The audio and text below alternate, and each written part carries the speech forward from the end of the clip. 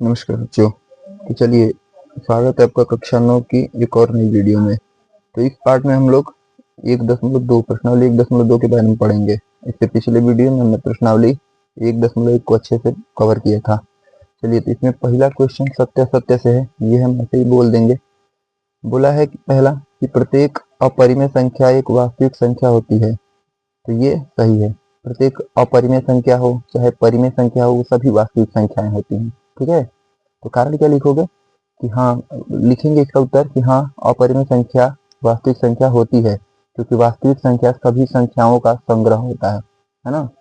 अब आगे, संख्या रेखा का प्रत्येक बिंदु रूट यम के रूप का होता है, जहाँ यम एक प्राकृतिक संख्या। ये गलत है। ठीक है। संख्या रेखा का प्रत्येक बिंदु रूट यम के रूप का नहीं हो सकता। जैसे देखिए, मान लो कि अगर ये 2 है, ठीक है, ये 2 है, तो इस 2 को हम लोग ऐसे अंडर रूट 2 के रूप में नहीं लिख सकते, है ना। अंडर रूट 2 के रूप में नहीं लिख पाएंगे, क्योंकि अंडर रूट 2 का कुछ वैलिड मान नहीं निकलता है। ये एक अपरिमेय संख्या हो जाता है, और हम लोग जानते हैं कि अपरिमेय संख्या है, तो ये एक प्रकार से रूट यम के रूप का नहीं है। आगे देखा जाए, क्योंकि 2 प्राकृतिक संख्या भी बोला है ना, प्राकृतिक संख्या रहेगा तो रूट से बाहर रहेगा। ठीक है। प्राकृतिक संख्याएं रूट से बाहर होती है, और ये रूट से बाहर नहीं निकल सकती। लेकिन कुछ कुछ संख्या ऐसी होती भी है, जैसे मान लो 4। 4 को देखोगे, अगर ये अंडर रूट 4 के रूप का हो, तो यहाँ 4 एक प्राकृतिक संख्या भी है, और 4 बाहर निकल करके 2 बन भी जाएगा, यानी कि ये रूट से बाहर निकल भी जा रहा है। तो इसका मतलब कि 4 तो इस रूप का है, बट 2 नहीं है। इसलिए हम लोग बोलेंगे कि सभी संख्याएं ऐसा नहीं होती हैं। आगे, प्रत्येक वास्तविक संख्या एक अपरिमेय संख्या होती है। तो ये भी गलत है। प्रत्येक वास्तविक संख्या अपरिमेय नहीं होती है, बल्कि वास्तविक संख्याओं में परिमेय और अपरिमेय दोनों आ जाते हैं। तो हम लोग लिखेंगे कि ये कथन असत्य है, क्योंकि वास्तविक संख्याएं परिमेय अपरिमेय सभी होती हैं। ठीक है, हो गया। अब दूसरे नंबर क्वेश्चन पे चला जाए। दूसरा क्वेश्चन है हमारा कि क्या सभी धनात्मक पूर्णांकों के वर्गमूल अपरिमेय होते हैं? यदि नहीं, तो एक ऐसी संख्या का वर्गमूल का उदाहरण दीजिए जो परिमेय संख्या है। तो ये क्वेश्चन जस्ट उसी के जैसे जैसे यहाँ पे हम समझाए थे आपको। जैसे मान लीजिए कि रूट, अब 2 को लेंगे, 2 का अगर वर्गमूल करेंगे, वर्गमूल मतलब करनी है ना, उसे करनी में बंद कर दो, तो ये बाहर नहीं निकल पाएगा। और जो रूट से बाहर नहीं निकलता है वो होता है हमारा अपरिमेय। तो वही बोला है कि क्या सभी संख्याएं अपरिमेय होंगी? तो रूट 2 तो अपरिमेय हो जाएगा, क्योंकि ये रूट से बाहर नहीं निकल पा रहा है। वैसे ही 3 को अगर रूट में बंद करो, यानी कि वर्गमूल करो, तो 3 भी अपरिमेय हो जाएगा, क्योंकि 3 भी रूट से बाहर नहीं निकल पाता है। अब लेकिन बोला है कि क्या सभी संख्याएं होती हैं? तो नहीं, ऐसा नहीं होता। हम लोग बोलेंगे कि नहीं, सभी धनात्मक पूर्णांक का वर्गमूल अपरिमेय नहीं होता है। कुछ संख्याओं का वर्गमूल परिमेय भी होता है। जैसे रूट में 4 हो गया हमारा, रूट 4 को बाहर निकालोगे, ये हमारा परिमेय हो गया, है ना। फिर रूट 9 हो गया, इसको बाहर निकालोगे 3, ये भी हमारा परिमेय हो गया। यानी कि वे संख्याएं जो रूट बाहर निकल जाती हैं परिमेय कहलाती हैं। तो उदाहरण, सॉरी नहीं दिख रहा था ना। चलिए एक बार फिर से हम लोग क्या करेंगे, लिखेंगे यहाँ पे कि नहीं, सभी संख्याएं, सभी धनात्मक पूर्णांक के वर्गमूल अपरिमेय नहीं होते हैं।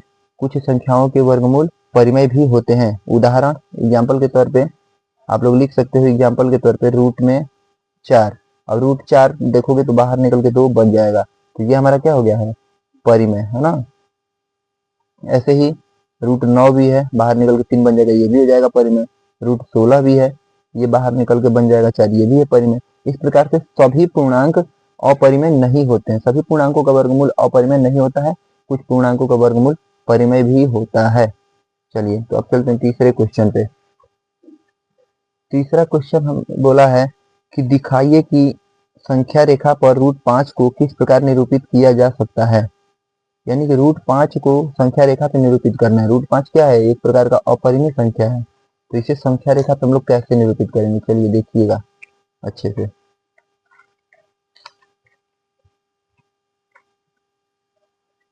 अंडर रूट 5 है ना, अंडर रूट 5 को संख्या रेखा पे निरूपित करना है। तो चलिए क्या करेंगे, हम लोग सबसे पहले एक सीधी लाइन यानी कि संख्या रेखा बना लेंगे। अब ध्यान से सुनते रहिएगा कैसे करेंगे आप लोग। हम बिना स्केल और बिना प्रकार का कर रहे हैं, आप लोग प्रकार और स्केल के साथ कीजिएगा। ये लाइन खींच दिया जाए, यहाँ पे हम मान लेते हैं हमारा 0 पॉइंट। अब क्या किया जाएगा, √5 को करना है ना प्रदर्शित, तो क्या करना आप लोग, यहाँ से बिल्कुल 1 सेंटीमीटर स्केल से नाप करके बिल्कुल 1 सेंटीमीटर पर एक लाइन ऐसे बिंदी बना लेना, ठीक है। और यहाँ पे इसी बिंदु पे बिल्कुल 1 सेंटीमीटर पे 90 डिग्री पे बिल्कुल एक सीधा खींच लेना है, ठीक है। हाँ, बिल्कुल सीधा एक लाइन 1 सेंटीमीटर का खींच लेना है, हो गया। अब क्या करना है, इसको इस बिंदु पे मिला देना है, मिल गया।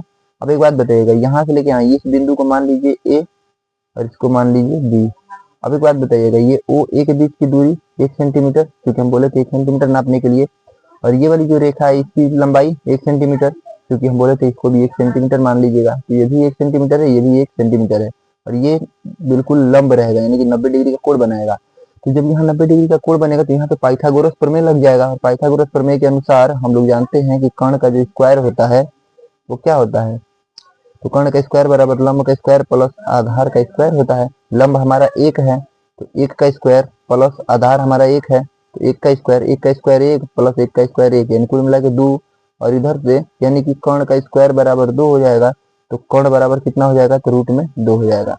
तो यहाँ पे हमारा कर्ण का जो मान है ये कितना निकल गया, √2 आ गया। अब क्या करेंगे, अब यहाँ से एक और 1 सेंटीमीटर का सीधा लाइन खींचेंगे। तो 1 सेंटीमीटर का एकदम बिल्कुल 90 डिग्री पे लाइन खींच लेना, 1 सेंटीमीटर, 1 सेंटीमीटर हो गया। और फिर इसको भी इस बिंदु से मिला देना है, मिल गया। अब फिर से अब देखिए, ये वाली जो लाइन है वो हमारी आधार हो गई, ऐसे घुमा दे रहे हैं, ये वाली लाइन हमारी आधार हो गई, और ये वाली लाइन हमारा लंब हो गया, और ये वाला लाइन हमारा कर्ण हो गया। तो आधार √2 और लंब हो गया है 1। तो फिर से पाइथागोरस लगाओगे, तो कर्ण का स्क्वायर बराबर लंब का स्क्वायर 1 है, तो 1 का स्क्वायर 1 प्लस आधार क्या है, √2 है, तो √2 का स्क्वायर, तो 1 का स्क्वायर 1 और √2 का स्क्वायर 2, दोनों मिला करके 3। तो स्क्वायर हटाओगे तो कर्ण बराबर हो जाएगा √3, यानी कि √3 आ जाएगा, ठीक है। तो इसका वैल्यू कितना निकल गया, √3 निकल गया। फिर से यहाँ से 1 सेंटीमीटर का लाइन खींचोगे 90 डिग्री पे 1 सेंटीमीटर, फिर से इसको इसमें मिलाओगे और फिर से वही पाइथागोरस थ्योरम लगाओगे, तो फिर इसका वैल्यू निकलेगा √4, है ना, √4 निकलेगा। फिर से यहाँ से 1 सेंटीमीटर का लाइन खींचोगे और फिर से इसको मिलाओगे, और जब इसको मिलाओगे तो ये आधार हो जाएगा, ये हमारा लंब हो जाएगा। फिर से पाइथागोरस लगाओगे तो इसका वैल्यू निकलेगा √5। अब ये √5 निकल गया, तो अब क्या करना कि प्रकार से यहाँ से प्रकार को बढ़ा के इतना दूर तक बढ़ा के 5 सेंटीमीटर हमारा √5 मिल जाएगा। अब इसी से ऐसे करते करते यहाँ से ऐसे लाते लाते, यहाँ से ऐसे लाते लाते लाते लाते चाप इधर कहीं काट लेंगे, और जहां पे ये चाप ऐसे प्रतिच्छेदित करेगा बस वहीं पे हमारा √5 हो जाएगा, यानी कि ये हमारा संख्या रेखा पे प्रदर्शित हो गया, ठीक है। तो ऐसे ही आपको करना है। अगर समझ में ना आया हो तो एक बार अच्छे से कमेंट कीजिएगा, फिर से बढ़िया समझाएंगे, इंची और स्केल और प्रकार की सहायता से अच्छे से समझाएंगे, ठीक है। लेकिन हमें लगता है कि आपको समझ में आ गया होगा, बहुत ज्यादा हार्ड नहीं है इसमें, बस आपको पाइथागोरस थ्योरम आना चाहिए जो आपने 7-8 में पढ़ा होगा। चलिए आगे अगला और लास्ट क्वेश्चन देखते हैं इस प्रश्नावली का। तो क्वेश्चन आप लोग यहाँ से पढ़ लीजिएगा, ठीक है, इतना ज्यादा है, अब हम कितना पढ़ने जाएं। इसमें बोला है कि कक्षा में क्रियाकलाप, अच्छा ये क्रियाकलाप है, ठीक है, ये वाला आप लोग खुद से कीजिएगा,